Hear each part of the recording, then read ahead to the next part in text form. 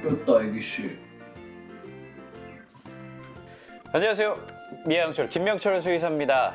오늘은 애기씨와 함께 이렇게 오프닝을 할 수 있게 돼서 상당히 영광이 있고요. 우리가 집에서 고양이 건강 체크하는 법을 지난번에 한번 제가 알려드렸잖아요. 2탄, 고양이 화장실을 잘 살펴보면 엄청난 정보들이 화장실 안에 숨겨져 있기 때문입니다. 이걸 어떻게 해독할지, 해독할 수만 있다라고 하면 아이들 건강 상태의 변화에 대해서 많은 정보를 얻을 수가 있습니다. 카메라 감독님, 알바 나왔습니다. 두 가지만 정확히 보시면 돼요. 바로 맛동산과 감자. 크기와 형태, 개수, 배변 같은 경우에는 색깔까지 같이 확인을 하시면 됩니다. 이때 중요한 점은 이 평균을 항상 정확히 알고 계셔야 된다는 것과, 그리고 이것들이 상대적으로 어떻게 변하는지에 따라서 우리 집 고양이의 건강 상태에 대한 지표를 파악할 수 있다는 점에 대해서 꼭 무조건 기억하시기 바랍니다. 대부분의 고양이들이 벤토나이트 모래, 그 기준으로 해서 좀 알려드릴 거고요. 일반적인 아이들은 하루에 감자가 서너 개, 그리고 맛동산이 1개에서 2개 정도가 항상 화장실에 있어야 한다. 우리 집 아이는 화장실에 더 자주 갈 수도 있고 조금 덜 자주 갈 수도 있다는 점, 꼭 평균을 잡으세요. 평균 수치를. 그렇게 하기 위해서는 하루에 2번 항상 화장실을 잘 치워주셔야 되고요. 화장실을 치우실 때 암호 해독하듯이 아이들의 맛동산과 감자를 해독하는 눈과 능력을 기르시면 됩니다. 지금부터 제가 그 부분에 대해서 알려드리도록 하겠습니다. 감자가 평소보다 크기가 비슷하거나 커졌어요. 개수도 늘었어요. 이건 어떤 의미일까요? 물을 많이 먹었다. 네, 문제가 없다라면 이건 단순히 물을 많이 먹은 거, 뭐 습식을 급여하시거나 추루 같은 거에 물을 섞어서 줬다라는 의미가 될 수 있고, 질병적인 의미라고 하면 당뇨나 신부전, 고양이들이 뇨 농축 능력이 떨어지거나 당이 수분을 가지고 바깥으로 배출하는 것 때문에 많은 양의 소변을 보게 만들 수가 있습니다. 쟤는 싸워요. 아, 그래요? 저기요, 정숙해주세요. 애기씨, 일로 와. 애기씨, 일로 와. 누가 언니랑 싸우러 했어? 일로 와. 감자의 크기는 커졌는데 감자의 개수가 줄었다. 이런 경우는 고양이들이 화장실에 가려는 걸 자꾸 참는다라는 의미이고요. 화장실 혐오도의 증가, 이를테면 화장실의 위치가 안 좋거나 화장실의 모래의 청결 상태가 안 좋거나, 또는 최근에 모래 종류를 고양이가 선호하지 않는 종류, 뭐 비응고용 모래로 교체를 했거나 할 수가 있습니다. 또는 다묘 과정이라고 하면 고양이들끼리 사이가 안 좋으면 화장실 근처가 항상 싸움터가 돼요. 그리고 공격묘들이 대부분 희생묘들을 화장실에 딱 지키고 있기 때문에 고양이들이 화장실에 편하게 접근하지 못하고 있다 라고 보시면 됩니다. 감자가 크기가 정말 조그만한 것들이 있는데 개수가 아주 많이 늘어난 경우, 이거는 비뇨기계 질환, 배뇨를 쉽게 못하기 때문에 막 아프니까 통증 때문에 쥐어짜는 거예요. 이런 경우도 있어요. 아이들이 화장실을 계속 왔다 갔다 하는데 울부짖기만 하고 가서 봤더니 아무런 감자가 한 개도 확인이 되지 않는 그런 경우 맞습니다.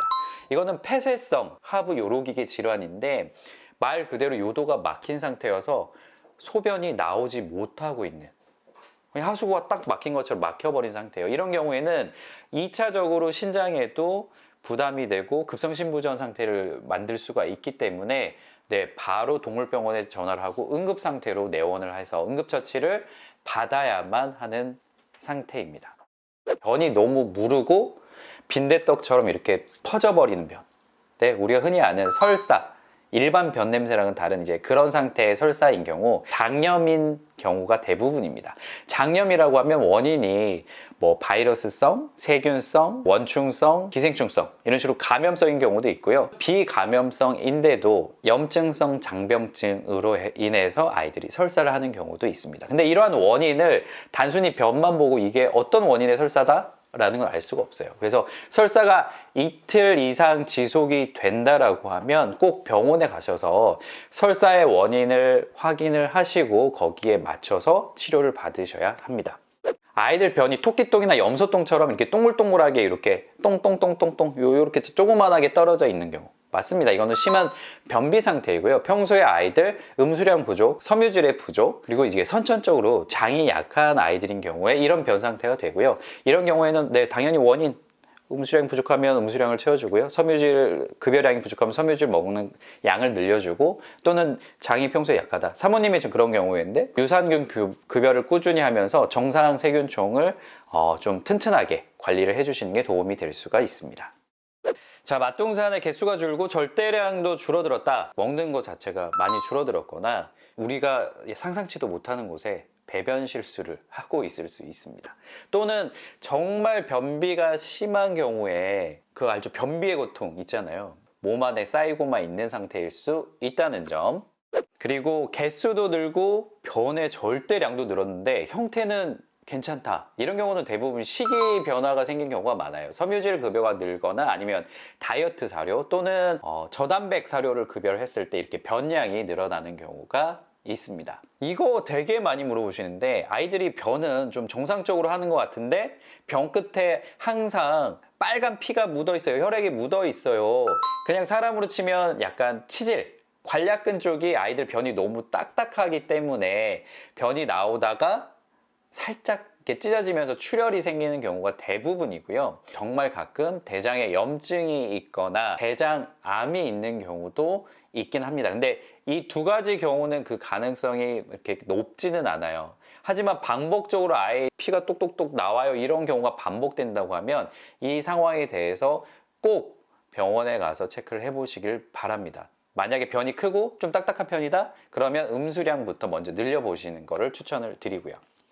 아이들 이제 식이 변화가 없는 상태에서 변이 너무 새카맣게 나온다. 이거는 소장에서 출혈이 있는 경우에도 변이 되게 새카맣게 보일 수 있기 때문에 전날과 그 다음날의 변 색깔이 완전 갑자기 새카매졌다? 이런 경우에는 꼭 병원에 가서 체크해 보시고요. 집에서도 혹시라도 아이들이 빈혈 상태가 되면 제가 알려드렸잖아요. 코가 이렇게 창백하게 되거나 잇몸이 창백하게 되는 변화가 있는지에 대해서도 꼭 한번 확인을 해 보시길 바랍니다.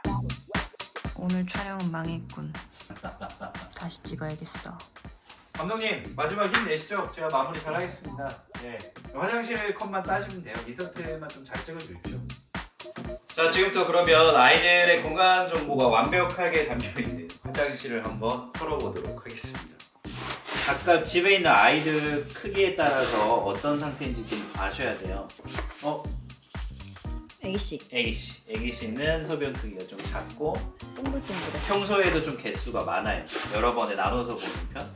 근데 만약에 아까 알려드린 것처럼 애기씨가 방광에 혹시 비뇨기계에 염증이 있다? 그건 전혀 아니니까 아예 평균이 좀 다르다는 걸로 보시면 됩니다. 요것도 좀 크기가 작은 거 보니까 애기씨. 여기 있다. 이건 사모님 거다. 큰 겁니다. 그러면 두 개 없습니다. 다 치웠어요. 일단은 사모님이랑 애기씨 오늘 상태는 평소랑 거의 똑같아요. 큰 차이가 없어서 특별히 달라진 건강 상태는 없다라고 볼 수 있었습니다. 이런 식으로 중요한 거는 진짜 아이들의 평균을 확인을 하시고요. 그리고 하루에 2번 직접 치우시면서 세심하게 상태를 항상 관찰하시는 거. 이게 우리 집 고양이들의 건강 상태를 정확하게 알 수 있는 가장 직관적이고 가장 쉬운 방법이라는 점 꼭 강조드리고 싶습니다. 유익하셨나요? 네. 그렇다면 구독과 좋아요, 알람 설정까지 부탁드리겠습니다. 다음 시간에 또 만나요.